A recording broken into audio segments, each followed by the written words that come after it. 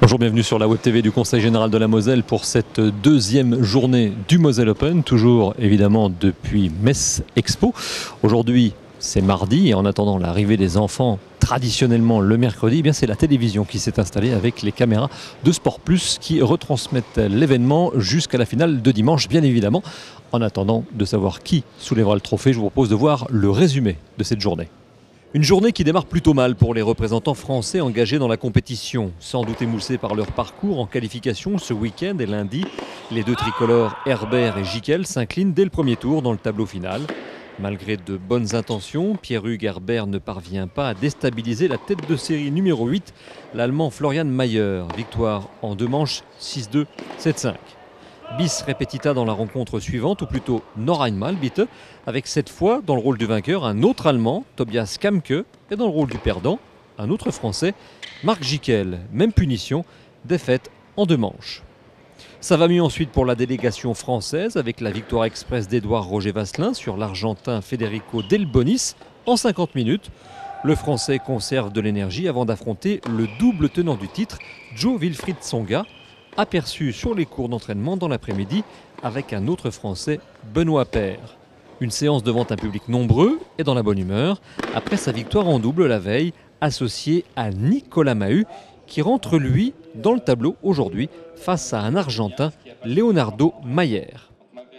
C'est un joueur qui est méconnu, mais qui a beaucoup de hauts et de bas dans une saison. Là, cette année, il est plutôt dans une bonne spirale. Il a perdu, je crois, au 2e ou 3e tour à l'US Open contre Murray en 4-7.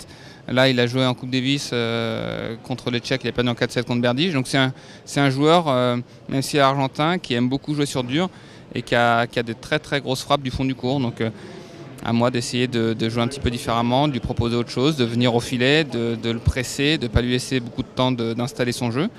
Mais en tout cas, je m'attends à un match difficile. Peut-être avec l'Open 13 à Marseille, le tournoi que j'ai le plus disputé dans ma carrière. J'ai dû rater peut-être une édition, voire aucune. Et c'est un tournoi, je l'ai vu grandir aux arènes, je l'ai vu ici. J'ai eu la chance de gagner 2 fois le double aux arènes, de le gagner ici l'an dernier. Donc c'est un tournoi qui me réussit bien. Et j'ai beaucoup de plaisir de revenir chaque année.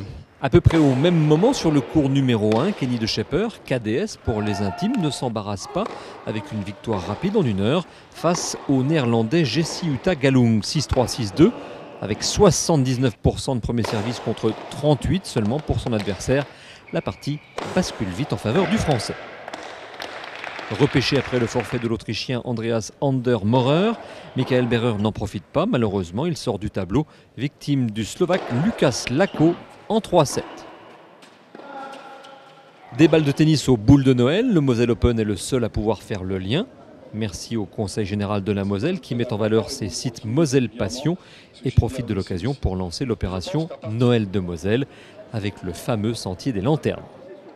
C'est un rassemblement bien évidemment de belles vitrines du département. C'est aussi une expérience totale parce que sur les sites Moselle Passion, vous allez pouvoir visiter un musée de peinture, vous allez pouvoir visiter un étang qui est une zone écologique absolument fantastique, les jardins de la Connexie, la maison d'un des pères de l'Europe, un château médiéval. Donc c'est vraiment une expérience. Et moi j'ai souvent l'habitude de dire que c'est une expérience à la mosellane parce qu'on vend bien évidemment l'histoire de la Moselle, l'histoire de notre département, mais aussi notre passion. Je suis étonné du succès que ça a eu, c'est incroyable. Certains jours, ils nous ont raconté qu'il y avait 8000 personnes.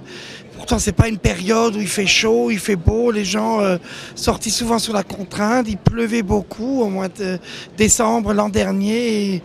Waouh! Pas de waouh malheureusement pour Jérémy Chardy, de retour en Moselle depuis 2008. Il repart aussi vite qu'il est venu.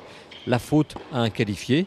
Le Hongrois Marton Funsowicz n'a pas le sens de l'hospitalité et prolonge son séjour à Metz Expo. Dans la soirée, l'Alsacien Paul-Henri Mathieu s'impose face au Néerlandais Igor Sissling. Il reste donc encore 8 Français dans le tournoi.